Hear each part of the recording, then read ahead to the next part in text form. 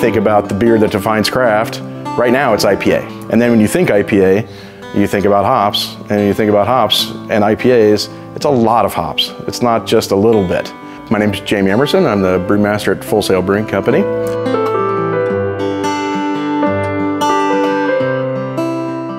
One of the fascinating things about brewing where we brew in Hood River, all the hops in the United States basically are grown within 100 miles either way from Hood River, either the Valley or Yakima.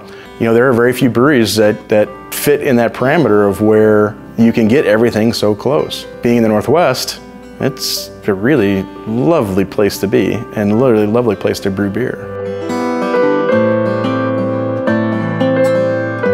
Historically, hops were used in the brewing industry in several different ways. You had large brewers who were looking for acres and acres of a certain kind of aroma hop, or they didn't really care about aroma, they were looking for an extract and just cans of syrup, basically.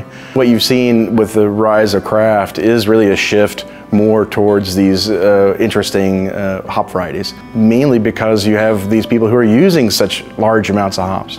You see things that aren't necessarily in line with what old school hop rates used to be, where you have a little of this and a little of that. Now it's like, no, we're going to load it up and we're going to double load it up and see what we get.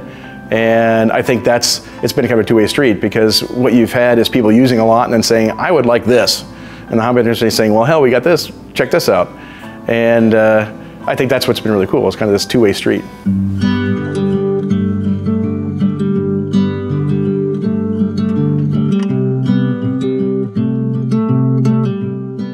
My name's Ben Smith of B&D Farms.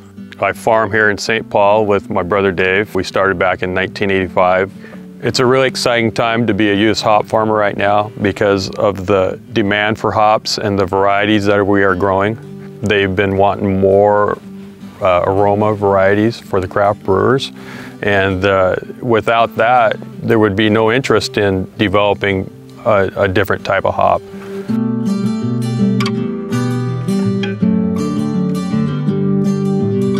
The Pacific Northwest is home to the majority of the U.S. hop acreages because the abundance of acreage, of ground that you can grow hops on, the abundance of water, and the climate. It is a very quiet region to raise crops in. You don't get wide ranges of storms or weather patterns.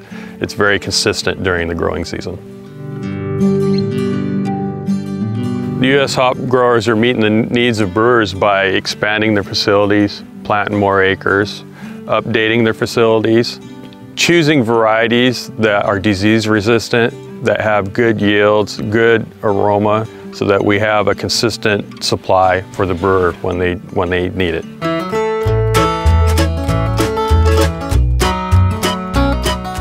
When we're looking for hops around recipes, especially for beers that we brew all the time, we want to have a good, consistent growth quality to them and have an expectation year to year that we'll have similar harvest characteristics.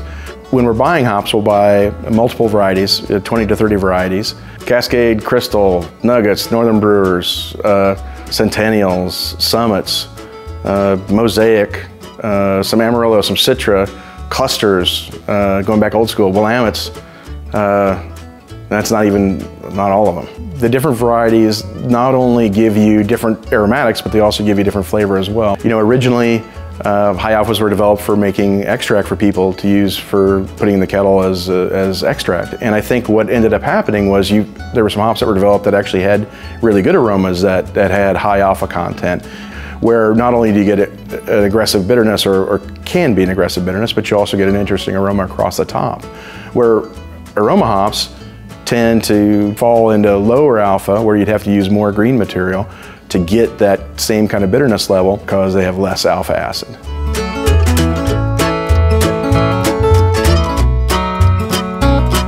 As brewers, it's easy to say, you know, hey, I've got 5,000 pounds of Cascade's great. You know, I got a truckload of malt coming. But then knowing the guys behind all that stuff is really, to me, very interesting. I live between the two big growing districts. I'm friends with the farmers. I like the idea of Buy American. We have great varieties. We have great raw material.